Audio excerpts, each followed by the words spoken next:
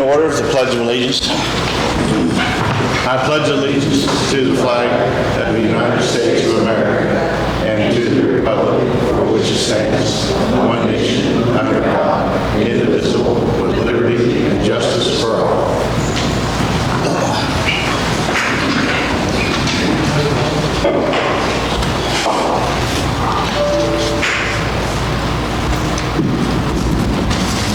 Okay, well, we got first thing on the agenda is Bill Schirmer and the redevelopment. Says it wants to revisit the 2012 order. Bill? Is this on or? You guys, you can hear me now? Not really. How about now? Raise it up a little bit. Okay. It's on now, I think. Okay. So what we're going to... Hang on a minute. Somebody's not muted on Zoom. Giving us feedback.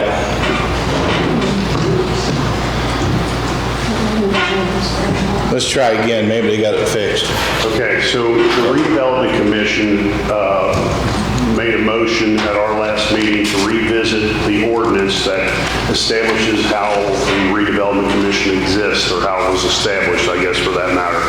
And basically what they were pointing out was that under section 2 of that ordinance, there was somewhat I'll call a little a la carte. So according to Indiana's code, or I want to say the way it's set up across most of the places I've ever seen, or everywhere I've ever seen in the state, it's set up where they do not have these 4 items that are in there that are they're what we wanted to address, as far as we wanted to see if the commissioners would consider amending the ordinance to delete those 4 items that were put in there.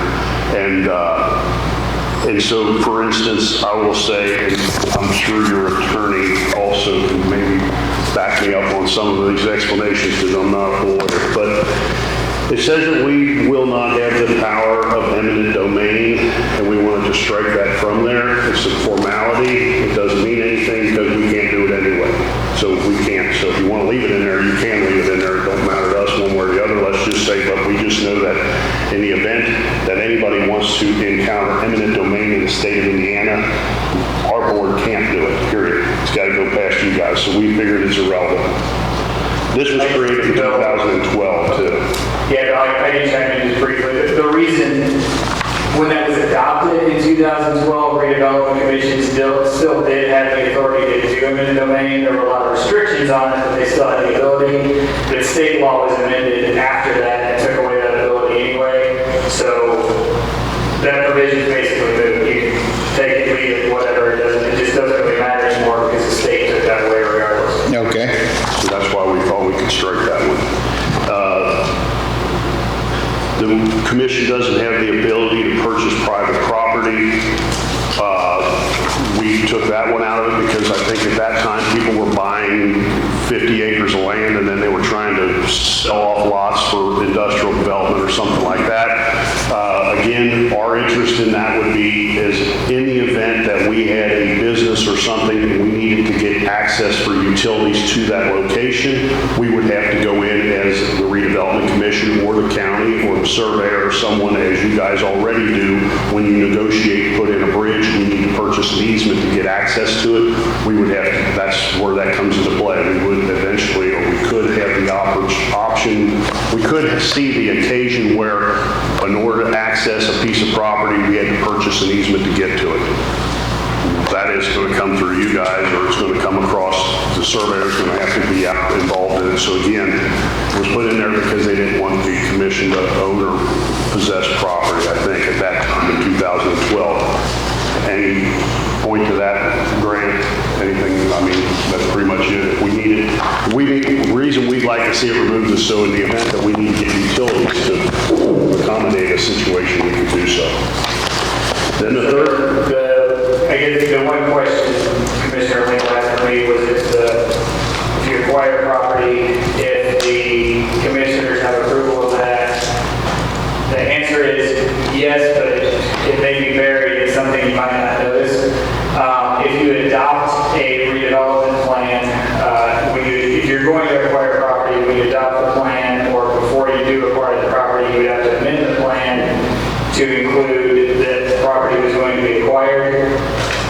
may see that it was buried on page 10 of the 20-page plan. You might not notice it.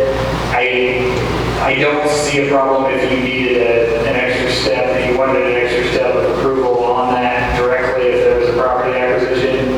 I don't see that causing any headaches or tie-ups or slowing down the process, because there are a lot of steps we have to go through our property acquisition anyway as a redevelopment commission, as far as getting appraisals and getting the approvals and going through all that. So again, the short answer is yeah, you do have approval, but it's pretty indirect. And if you want direct, you probably will want to tweak that a little bit. All right, let's move on to Stephen.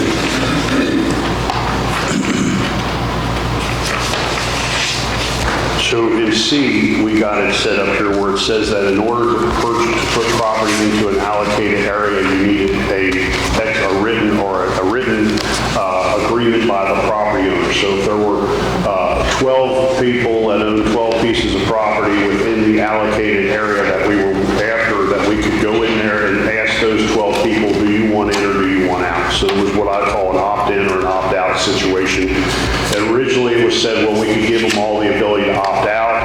And then it was said, well, we could give them all, maybe we should give them the opportunity to opt in. So I think opt-in is what we went after at that point back in 2012. But, and at this point, that's kind of one of the pet peeves for us, is that in most cases, you can draw, I shouldn't say in most cases, everyone just goes out and draws a box around an allocated area. And it has no negative effect or positive effect, let's just say. It doesn't change anyone's tax situation. You're taxed on as your property is being used. So if we implemented someone's farm or someone's house into that project, first of all, residential wouldn't be captured at all. And in an agricultural situation, as long as it's being used for ag, it'll be taxed as ag. It won't affect anybody's tax rate or anything. But so as far as the person's opportunity to opt in or opt out, that's their private property owner right. They do not have to sell their land to a factory or whatever it may be. They have the ability to farm it forever or do whatever they want. I mean, so therefore, that is one that could delay the ability to do something tremendously if we had to go door to door and knock on everybody's door and ask them about it, especially when you get into some of these more dense situations. But that was why that one was opted out. Any comments on that one, Grant? So, yeah, that is, all of these provisions, to reiterate, are unique to Franklin County because of the time they were included in there, not standard other places. The redevelopment commission issue was that this was getting burdensome and harming the competitiveness of the county, having to go around and get all of this done and lengthening the process so other people didn't have to go through it. If this is taken off, the process of adding or amending a TIF would still include a step where it does go through the commissioners. And if someone was upset at that point, the commissioners could revisit at that point if that property was not going to be included. The potential drawback there is if you have gotten into that point already, some of the steps would have already been done as far as some preliminary approvals and research and things like that.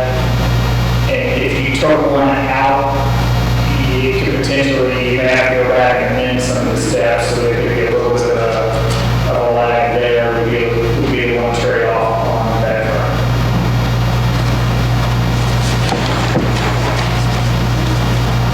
All right, D. And then D is the ability for the commission to issue bonds. That's something where it would be negotiated, those bond situations would be negotiated with the client to determine whether the county is going to stand behind the bond, developer is going to be ones on the hook on the bond or whatever. Those things would be handled probably between us, county council, commissioners, and all involved. So there's, again, that was another one that we had a la carte back then. Most of these resolutions read, as it states at the top, we added, okay, this I want to say is, am I correct in saying it's state code, Grant, for the most part? This is a state statute situation, and we, a la carte, we added A, B, C, and D. Correct. Yeah, everything everything else is a statute. And most of the places that I've been involved in here recently are all going via state statute, period. This a la carte thing that we put in there in 2012, it was explained to me, and I'm giving this third-hand information, it was explained to me that in 2012, we were obtaining grant money from Lawrenceburg, and we had an opportunity to get some money up here, and the Lawrenceburg city manager at the time was Grant Hughes, I think, but anyway, they had a meeting that said we needed to set up a redevelopment commission, so they had a place to inject that grant money into, and when we created this ordinance to create a redevelopment commission, all these things came into play.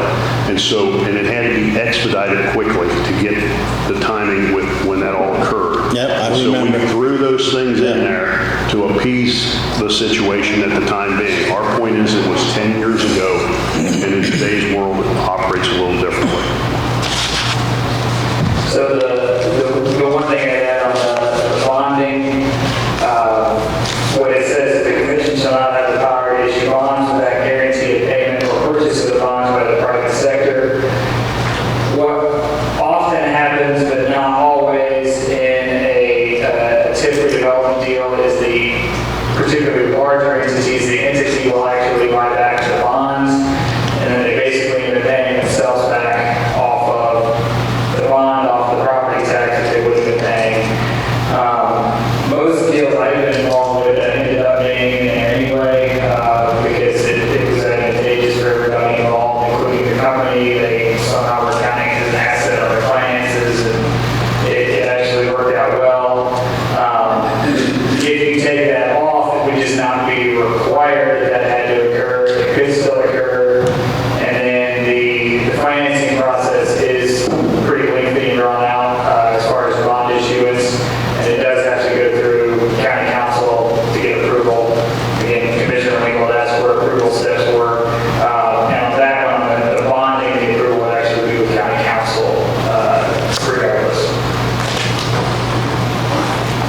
So it comes down to it, all these steps are covered by either the commissioners or the council, and irrelevant. That's where it comes down to. Yes, in one form or another. Millie, If they make no difference. you want to come up so they can hear you on the speaker? If these ordinances offer a special protection, why remove them if they don't hurt anything? Let them in there. And property tax is elevated if your surrounding territory pays more taxes. Your agricultural taxes are more too.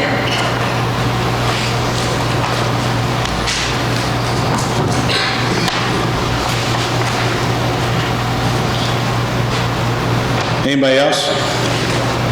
Darrell?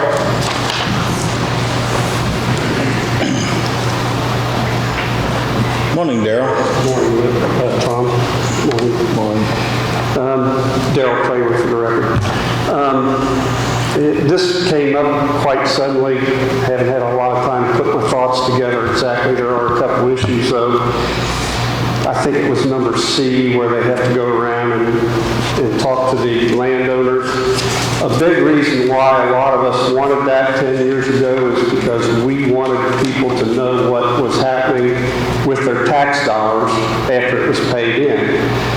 A certain percentage of the tax dollars on the appreciation would normally go to the county and the schools. Well, in this case,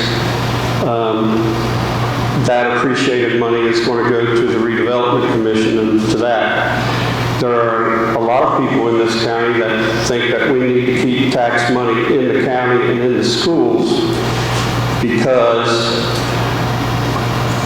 there's a lot of people that want to see bridges fixed, low water crossings fixed. We don't have the money. We're talking about tax increase for that. At the same time, we're taking money, out of the county coffers and putting it into a redevelopment commission. And their argument is that assessments will go up. But that will take a lot of time, another 20 years, until you collect that assessment for the rest of the county. There are tax caps to be considered.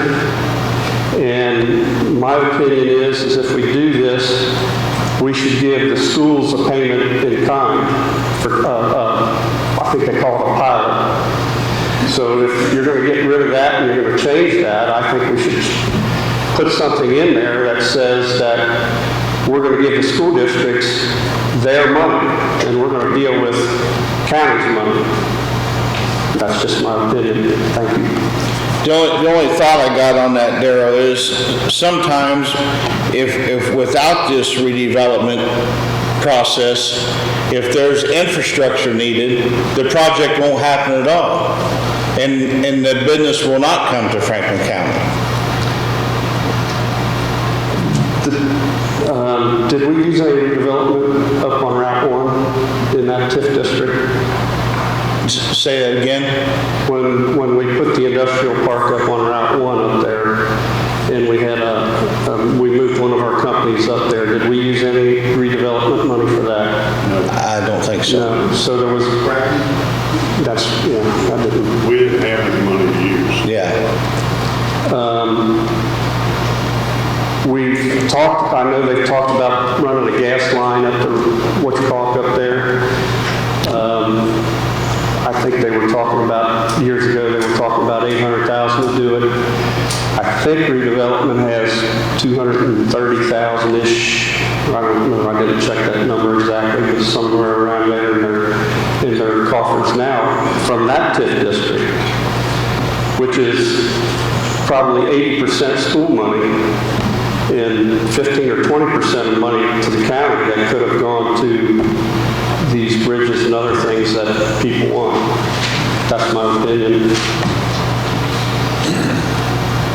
All right, thank you. Commissioners? Yeah, go ahead. Commissioner, this is Sara Duffy. The school board asked me to address you today on this topic as their representative serving on the redevelopment commission. The school board voted last night to ask you to delay any vote on changing the redevelopment commission ordinance. They're concerned about a negative effect on the school's tax revenue as more properties are scooped up into redevelopment districts. If you go ahead and vote on this today to make the change of the ordinance, the school board asks that you add wording in there for a pilot, a payment in lieu of taxes for the Franklin County schools, so they do not have to lose future tax money to redevelopment. The schools have run in the red several times in recent years in their operations fund. The operations fund comes from the property taxes. So the school board would like a delay so they have more time to learn about this proposal and about TIF in general. So to sum up for the school board, they're asking that you delay making any decision today, or if you decide to go forward, that you add a pilot, a payment in lieu of taxes to the revised ordinance.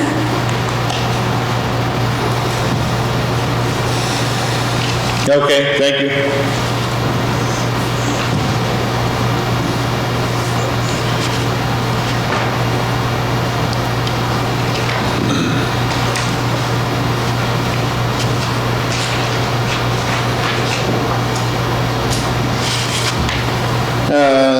Grant, can you help me out on that? Do you know of any other counties as doing the school payments?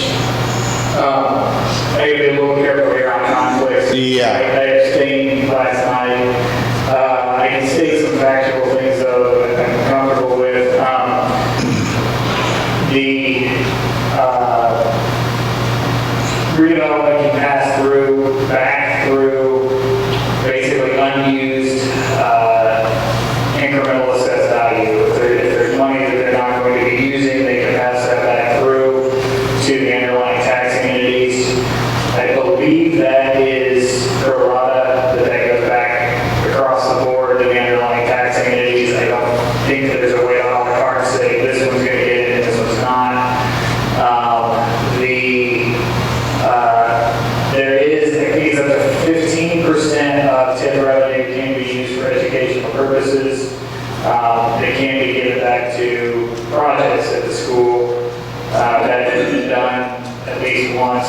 Mr. Sherman can comment on that, where they funded a project at the school, and that's something that can certainly come up again. I think it would take a little more research to figure out if anybody directly down the pilot, particularly because outside of that 15% cap, if there is a way to make that work.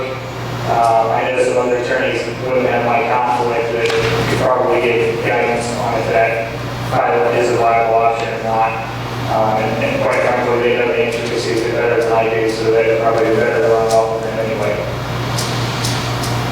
So, Mr. Sherman, what I'm kind of confused here. I can't quite connect the dots. Why cleaning up this ordinance has led to the school thinking they are going to lose tax revenue? I can't, I mean, what would, we are not changing anything. That's correct. We're not changing anything. They're just under the impression that maybe what we've got up our sleeve is we're trying to create another TIF district someplace else. We're trying to take some language out of there. I can tell you for a fact, we do not have any commercial TIF districts that I'm aware of laying on the table. Nothing that I'm aware of. And John, who's the president of the Economic Development Commission, we talk back and forth.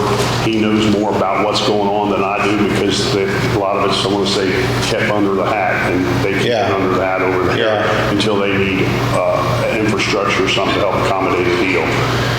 We're interested in cleaning it up so that in the event that 2 years from now, a year from now, 6 months from now, 5 years from now, whatever it may be in the future, that if we wanted to do something, we had the ability to expedite it quickly. And by knocking on everyone's door and asking them to opt in or opt out was what was my biggest concern, was to see that. But because we believe they already have the ability to technically opt in or opt out, it's instead of calling it opt in and opt out, it's you can participate or not participate. So that's why we were concerned with that. And as far as the school corporation is concerned, we were asked by the school corporation for revenue to offset some school supplies. I think it amounted to microscopes and something else, and it was going to be used by the ag department. I said our board agreed to go ahead and fund that. I wanted to honestly see what we're buying, and so I went over there, and they have an incredible ag program for 6th, 7th, 8th. I mean, they're starting down. It was amazing, and we were. Our board, I will say, I'll speak on behalf of my board, and they were ecstatic at the ability for us to assist in that situation. So we are helping that system. When they made a request, we honored that request. Ain't going to guarantee that'll happen every time, because right now our TIF district does not bring in roughly about 40,000, I think right now, 45,000 is what it's being captured in that TIF district. And Darrell was mentioned 230. I think that number, Darrell, is close to 270, about 270,000 in that. And a large portion of that will get used to get that gas line up to accommodate that Reed Hospital project and go on beyond to Uniref and HOTA and the new development that's going on with Smith Welding. So we will be using that this year. We'll probably be using that this year. So. Commissioner, this is Sara Duffy. I'd like to address you again on behalf of the school board. Yes, the school is very grateful we received just under $5,000 bought digital microscopes for the ag department. And I want to back up for just a minute, because there's probably a lot of people there that don't really know what exactly we're talking about with redevelopment and TIF districts. So I'm going to give you an example that may explain things a little better. There's a 6-acre farm field on State Route 101 that was paying $90 per year in taxes. It's currently in the redevelopment district. It's in the district now. There's a new medical office building being built there right now.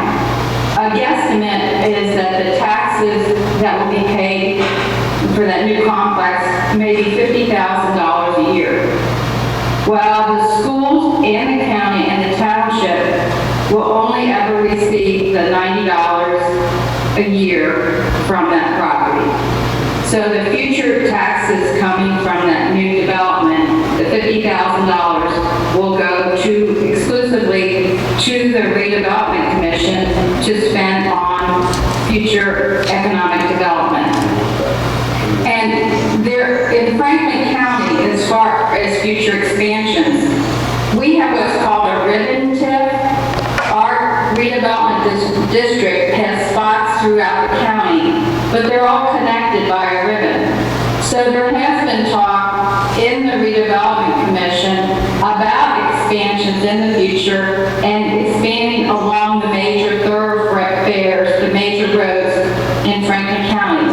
And that's what concerns the schools, that as we pull in more properties, they're locked into the $90, well, they don't get 90, the county and the schools would share the $90 a year in taxes. So their bills go up just like the county's bills go up, and they're locked in. So, we're making do now, but we're concerned about the future and would like to see the commissioners look out for the schools and protect their tax revenue.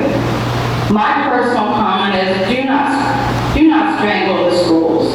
Do not strangle the schools. Look out for them, protect their future tax revenue.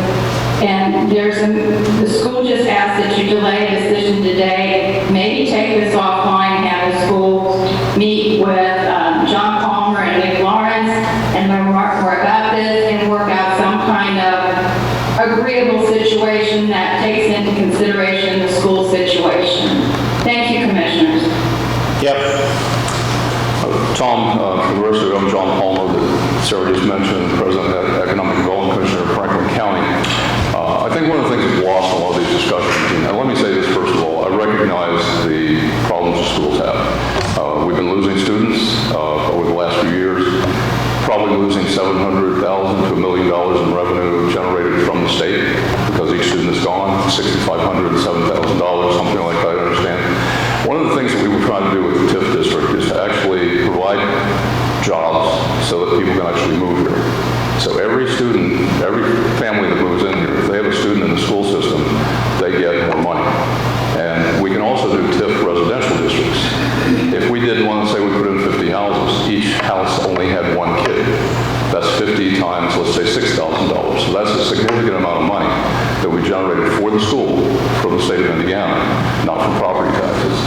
And let me say this too, I don't have any kids. I've never had any in the school system.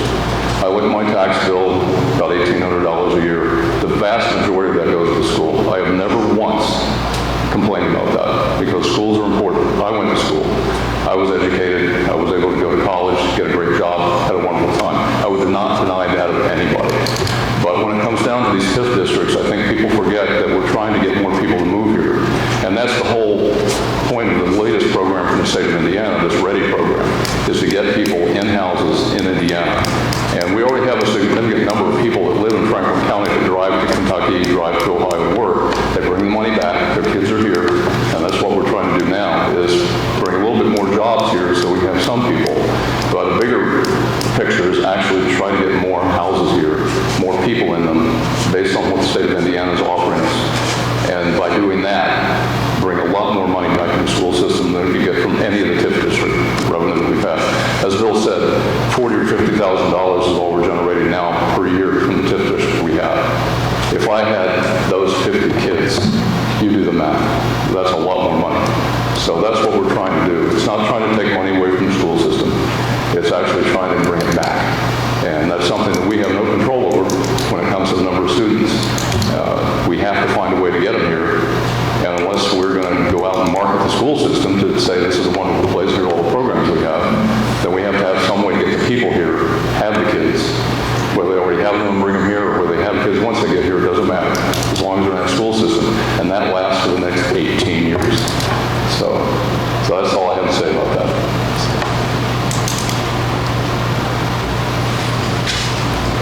So a delay in voting will not harm this, to talk to the school system so that it could be arranged through the school system also. So a delay in the voting will not hurt.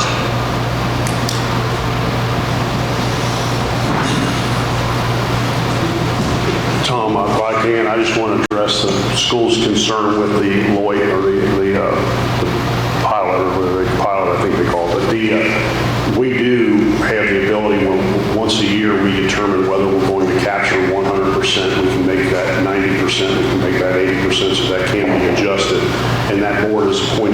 commissioners and council. So if they want the board to make a contribution or however you want to handle it, that can always be discussed. So I want to make sure that their concern is covered from that standpoint as far as our ability to make sure that they do.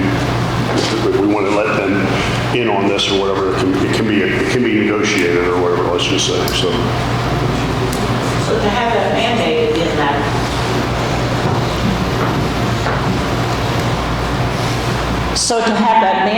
in that, contract would be beneficial to the school and would accommodate the concerns that they would have to perform this tax monies back to the school system. So I think it should be in the contract. And that's what you probably need to talk to the school system to get that arranged in the original contract. Thank you. Anybody else? Roger?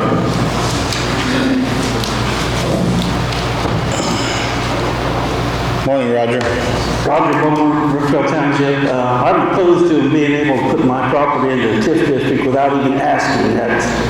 Just giving more power to government entities, and most of the time I don't like the way you spend my money. So, when he sits up about eminent domain, I don't think they ought to be able to have that. Now, Bill tells me they don't have it anyway, but that's a double, be sure that way.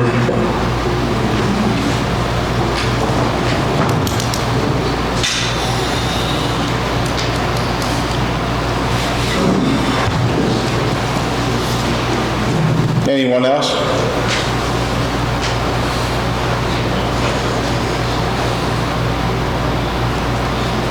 So, the way I understand it, the final steps of any of the redevelopment comes back to the commissioners, comes back to the council for approval. Taking the step out that Roger's referring to is we had put that in there years ago. I know, I remember doing it myself. But it is true that, I mean, it's going to be public, the meetings are going to be public, and if somebody wants to opt out, they still have the power to opt out.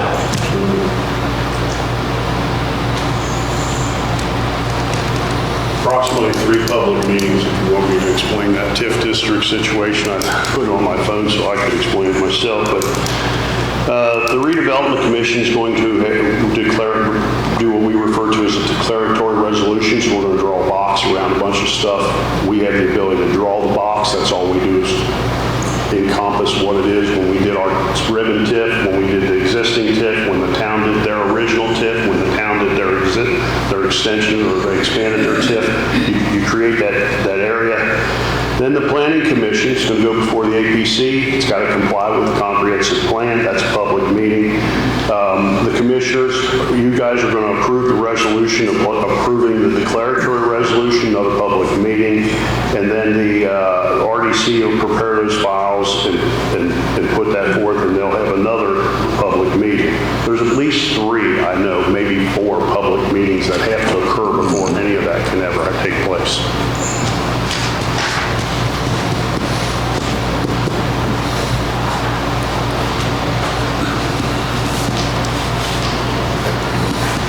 Well, my thinking, before I go to a motion, would be, Jerry, to pass the ordinance, to amend the ordinance, but to put in there our recommendation to the redevelopment commission to put a pilot program in to put for the school. On every TIF district that they do, that they meet with the commissioners and come up with a percentage for the pilot program. I agree with that. I think one of the things you have to consider when you look at something like this is, and it's kind of analogy to the interstate system that was put in the 60s and 70s.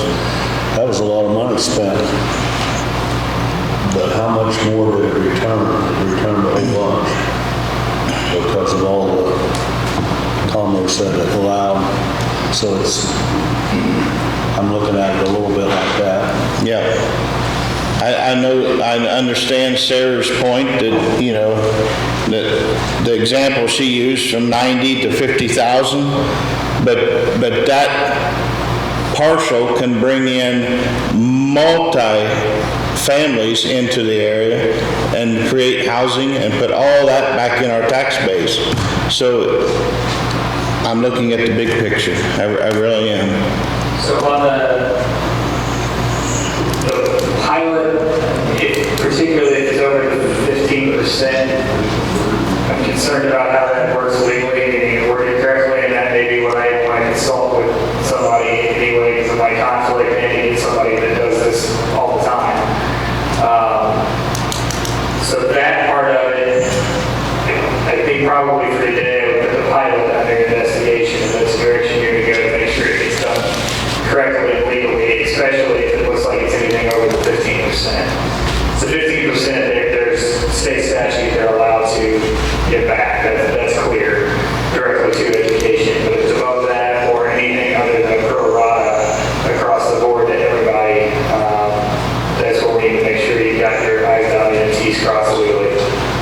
So my motion today, Grant, you're advising me that I could say in my motion that we could direct the redevelopment commission to look at a 15% redevelopment pilot program to the schools. And Yeah, you can go up to the 15%. Up to, and then maybe today just investigate how to get that set up correctly. yeah, okay. And the only thing I think that's a great idea. If you guys want to put that into that project, that's fine. I'm trying to dilly-dally with the difference between when our board determines if we're going to capture 100%, 90%, 80%, why can't we capture 85% and let them have 15%? Why does it have to? I don't have a problem with putting it in there. If you're going to put up to a certain number, it's fine either way you want to do it. I'm just saying, again, it's there. It's there. It's already there. There's two different, if you do what Bill just said, what I believe would happen is you capture up to 85%, and then the 15% would go back to all of the taxing districts, and it would not just target the school, and it would be prorated based on their share of the pot that they get already. Which that's what you want to do. You can investigate that, but that's the other 15% is a separate line item that the redevelopment commission actually can put up to 15% into education. That could be in public schools. For Rushville, when they were building an Ivy Tech building or refurbishing a building for an Ivy Tech, they used part of that as their educational fund, was to go into the Ivy Tech and to get that facility there. But there's two separate pots there. My concern is the one the bill just mentioned is pro rata across the board, so probably the library and the township and everybody's going to get that part of that 15%, which is fine if that's what you want to do. You just need to do what we do. I'm interested in the school, Jerry. Yeah. Are you? Yeah, what you initially said would be the best way, I think. So I'm going to try to do this in a motion. I'm going to move that we pass. We have an ordinance number for this? Yes, we do. It would be ordinance number 10. 10. Ordinance number 2022-10, an ordinance amending the 2012-27 ordinance. So it's basically removing paragraph 2. Am I saying that correctly? Yeah. Yes. From that original ordinance. And in that motion, I want to direct the redevelopment commission to put in place a pilot program with putting 15% of their funds to the school district. And I'll second that.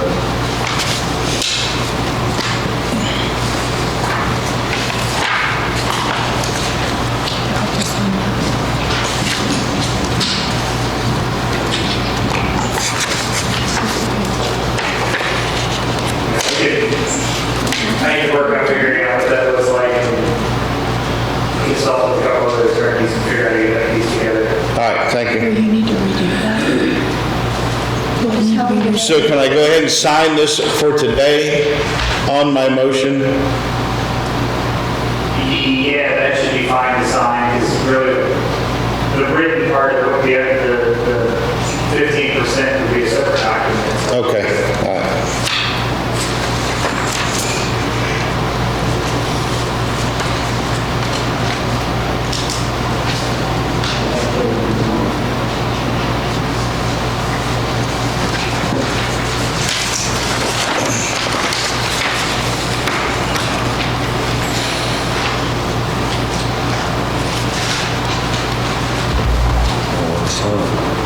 Yeah, I think it's at the second place. Yep. All right, thank you, Bill. Yes, sir, thank you.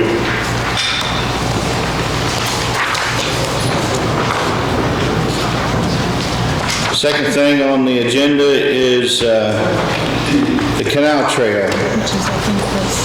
You want, oh, this is what this all is? A couple of days ago, I think, Don called me and he asked me about some right-of-way on Dam Road. Is that right, Dam Road? Yes. That the Canal Trail is encroaching upon our right-of-way. I had no idea that we had a right-of-way on Dam Road to begin with.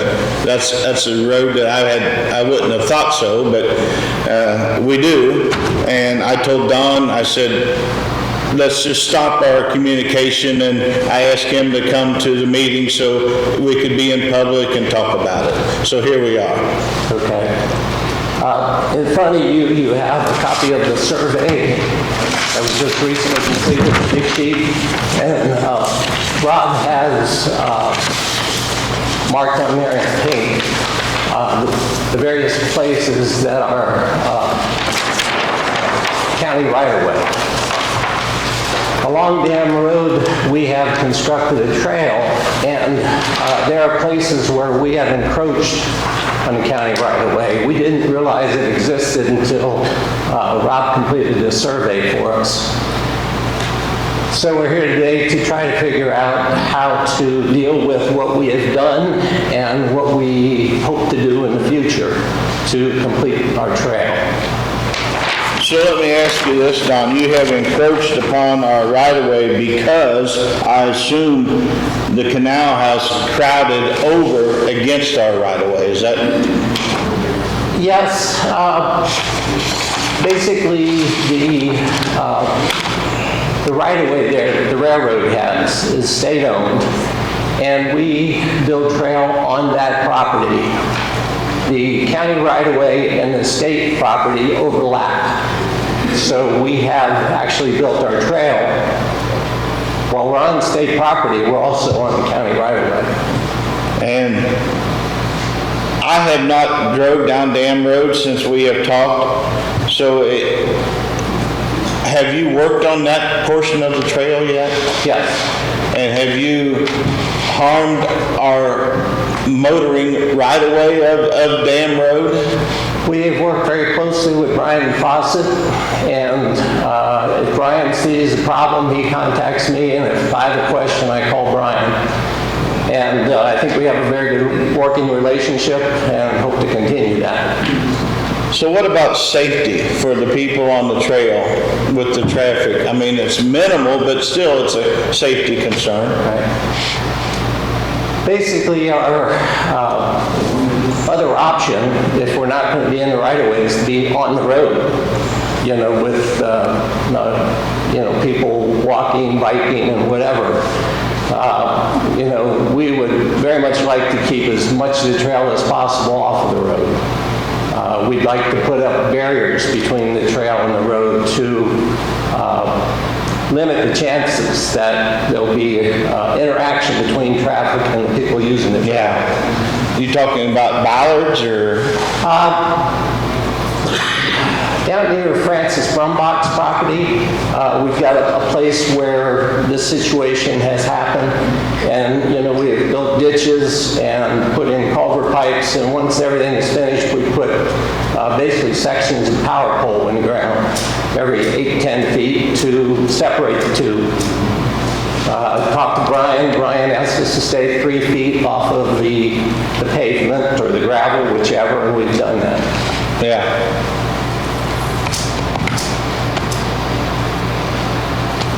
Well, I personally see no harm, no foul. I mean, I would like to put something in writing and maybe even by motion or something. Grant, can you give me direction here? I mean, if we simply do a motion to give the Canal Trail permission to use a portion of our right-of-way, is that all we need, or do we need something in writing? I would say temporarily it probably is okay, I guess, in the long run, if you want to have something documented, so somebody didn't come back in 20 years trying to figure out what the heck happened. Yeah. Probably something will be right. So that would be what I would suggest, Don. We'll do a motion today to give the Canal Trail permission. Are you in favor of that, Jared? Yeah. So, I mean, I'm all about, we need to get people out and about, and I think, you know, it's for the benefit of everybody in the community, and it's tourism, it's for locals, and I'm all about it. So I'll move to give the Canal Trail organization permission to use our right-of-way on Dam Road, and we will come back to them with a written agreement at a later time. I'll second that. Miller? Who's liable if some...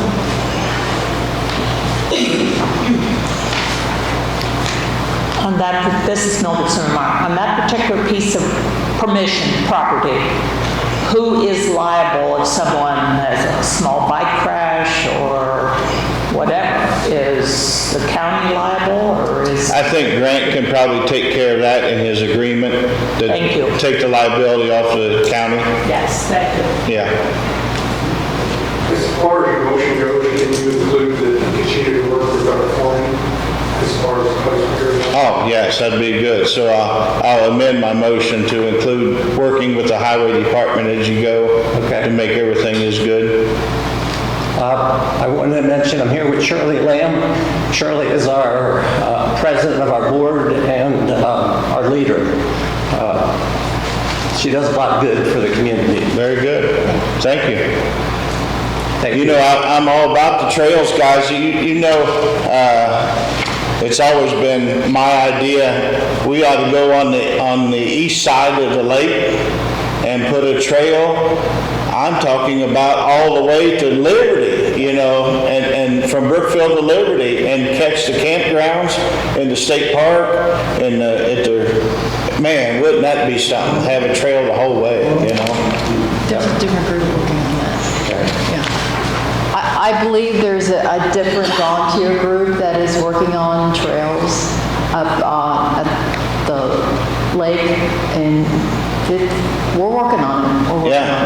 You know, we have such a hard time in capturing any revenue from that property for the citizens of Franklin County. But if we can keep bringing in tourism, it's going to help us in the end, you know. Yeah. I agree. Well, thank you, guys. Thanks for your help. Yep.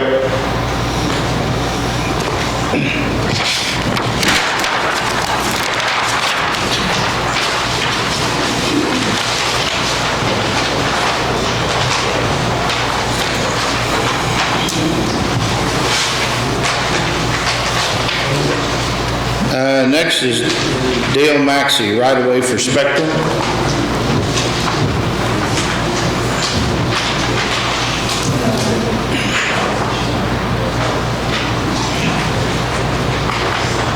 Good morning.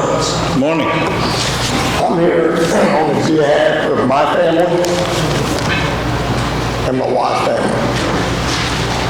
I dealt with a company that failed to come to my house and let me know what their plans were. And I told them they couldn't do it because there's no easement in any way, shape, or form, or right of way on my private property. And this company, I don't want to bring no names up and stuff, but to tell you what really happened, this company said regardless they're coming through. Now that sets a sour note with me. And it went as far as them paying Franklin County for the right-of-ways and easements. I have a permit that's granted by the county. There's no money trail that I know of, the accusation that this man has made. If it's true, I'd like to find the money trail that he's talking about. Second is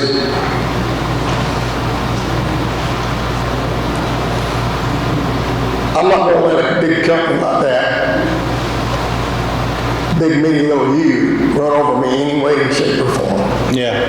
No way. They're wrong. They should have come to my house or anybody else. Yeah. And explain themselves. To show up on my property with all this equipment. You guys do yourself a favor, go out there and look at the damage they have caused. They have no intentions of fixing these properties.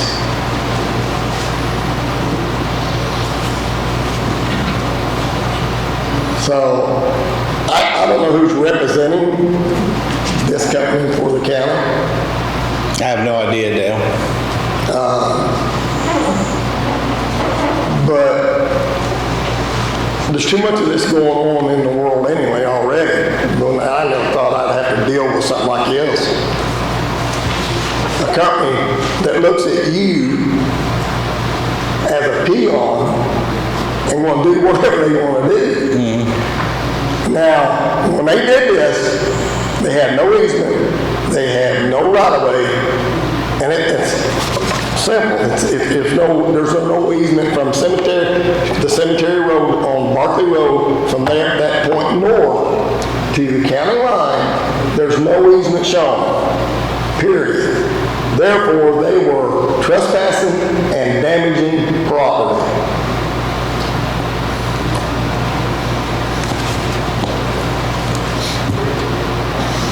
Yeah. I don't know what to say. Probably, I'm sure you're correct. It's wrong. Yeah. And for me, for someone to say that I held up progress for that line to be put through was incorrect. They are the one that caused the problem. I just want to get that straight. I didn't cause this. They did. So whatever you hear, come to me, and I'll set you straight with it. And I just want this, and my wife, please leave her alone. This is my doing. Please, everybody that's involved in this, leave her alone. She's got enough stress in this job anyway. All right. So, I understand that. Thank you. Thank you, Dale.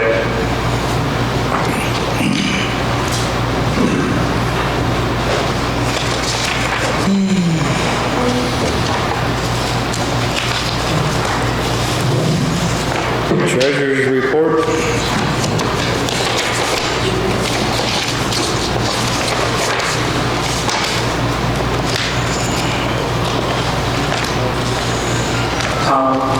Yes.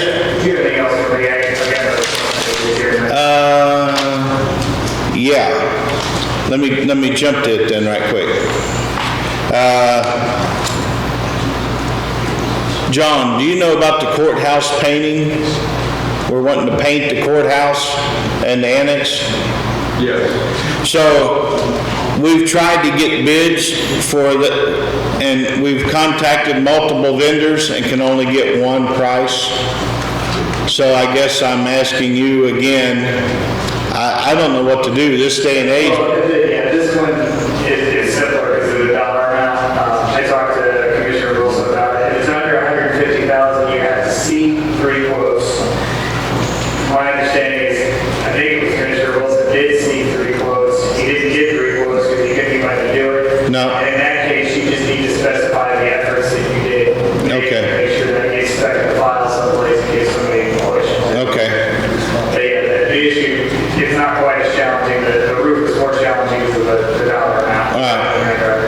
So I'm good then. You're free to go.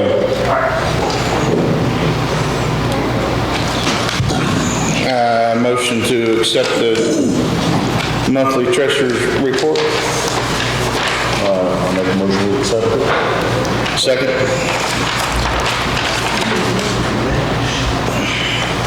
And motion to accept the clerk's report. I'll make a motion to accept the clerk's report. And second.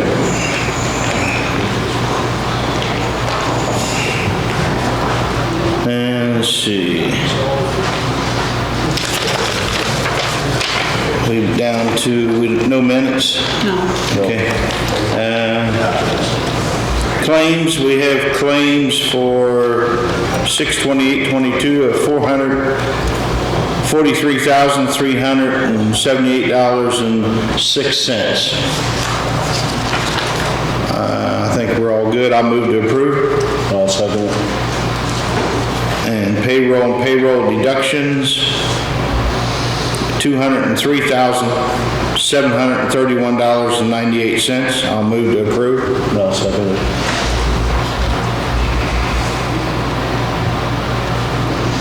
So do we need to do anything with the rest of these amounts that I'm seeing? No idea?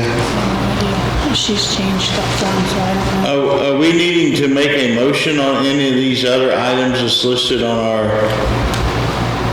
we've got a utilities and a park sales tax, advanced draw. I do know utilities need to go. And I imagine if it's listed, then yes, it does need to be paid.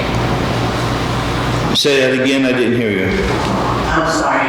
Yes, I know utilities need to go out to be paid. The park I'm not for sure on, but I'm assuming that if it is listed, then it needs to be approved.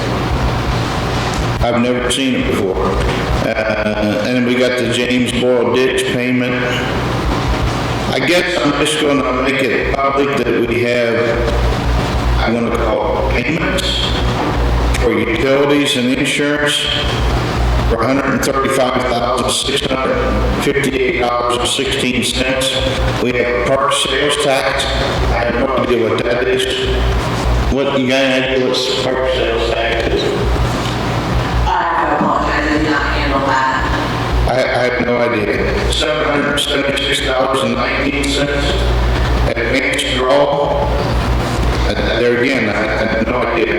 $73,660.72. James Boyle ditch. I'm sure that is paying. Is that the amount we was paying Ohio or paying Union County? $6,272.50. And a July lit distribution of $703,694.17. I've never seen those amounts before me, but I'll just make it public that they're here in front of me. I'm not going to approve them because I don't know anything to approve. I don't know anything about them.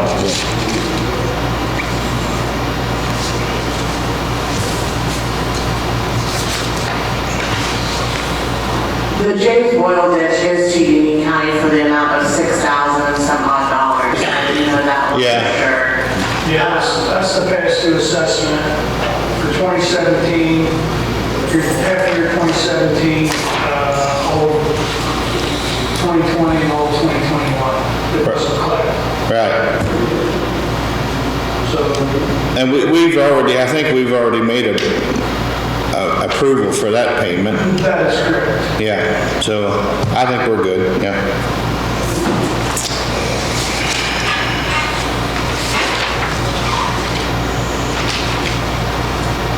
So I'm back up to the courthouse painting. John, you want to come back up? So I guess we have searched for quotes for courthouse painting, and we've searched and we finally came up with one quote for the courthouse of $51,000, and this is the exterior painting of the courthouse. I've tried to research this morning how long it's been since we painted it. I can't find it. It's in excess of 15 years, I know that. It's a long time. So, the courthouse is 51,000 and the annex is 19,000. Is that the exact amount, or is that? So I'm pretty sure that's the exact amount. The 15 is one, or 51, and then the 19 is. Yeah, those are exact amounts. So, with that work that we've done in trying to get quotes, I would like to use ARPA money is what we're thinking. And so that'll have to go before council, John? Yeah. Is that way we were set up, right? Yeah, we'll have to go through the steps, but I don't see any problem. We can handle it the same way we did with doing the roof here, doing ADA. Yes. It's good if you can have quotes. In fact, a lot of this falls under, federal guidelines, but we have a county procedure, which I think is a little bit tougher than federal at this point. So I don't think it's a problem. We just have to go through. If you folks want to do it, we can go to council later this month and ask them if they'll appropriate the money for it. Okay. Make sure with the auditor we've had enough time to advertise this before their meeting, and then we'll go on from there. So I'm going to move the approval of this quotes for the painting for the courthouse and the annex. What's the name of the company?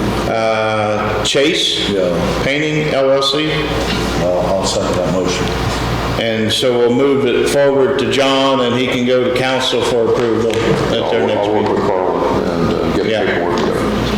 And while I've got you up there, I've had several questions on why we did not put the $100,000 for the ambulance matching money in last month. The reason for that was that you had the two big projects we needed to do. The biggest problem we had is we didn't have enough money to cover everything that we want to do. If you remember, we set $1 million aside for the Indiana Health Program. Yeah. That left us 1.4. And then we started looking at all the things that have been requested, so we did what we had to do for that. It's not that we're not going to do the $100,000 to the ambulance, but if you remember, you volunteered to be on a committee, Jeff Cook did. We're going to sit down hopefully the week of the 25th and the last week in July, or the first week in August, and go through that and prioritize what we're going to do. See what we have to do now again, that we now have more money because we just got the second part of our money back. So we now have enough money to cover everything that we want. Excuse me. We have enough money to cover things we need to do. Not everything we want to do, but everything we need to do. Very good. But we need to have you and Jeff, Carla, Grant said he could sit in too. And so we're just going to go through the list and say what is it we need to do. Then come back to us again. Yeah, so the $100,000 for the ambulance has not disappeared. Okay. It just wasn't the right time. Yep. And let me say this in general, there's been a lot of people want to know why we're not moving faster. It has to be a procedure. The federal government requires it. And I think the last time I was here, I showed you a pile of paper I'm walking around with. They generate more paperwork, cut down more trees than anybody I know. But essentially, things don't happen quickly with this money. So, and it keeps us out of trouble. So I'll work with Carl. Thank you. Okay.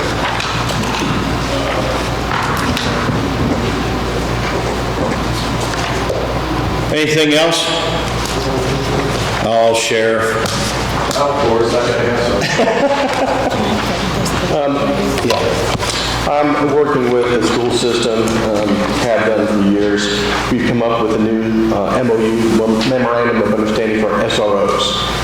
They crafted a new form, which is basically the same as last year, and my signature, which I've signed, the superintendent signed, I need a commissioner to sign, and I need a council member to sign. There's no major changes, nothing there, just presenting it to you for your signature. Good enough? Think we'll have a motion on this, or what? I don't know.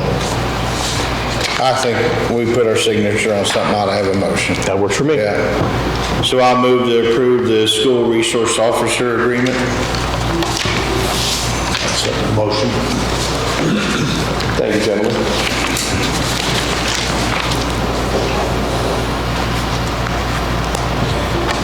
So it's just you just want my signature, the president? The president usually signs, and then I'll take it to council. Get Jeff's? To get Jeff's signature, Okay. yes, sir.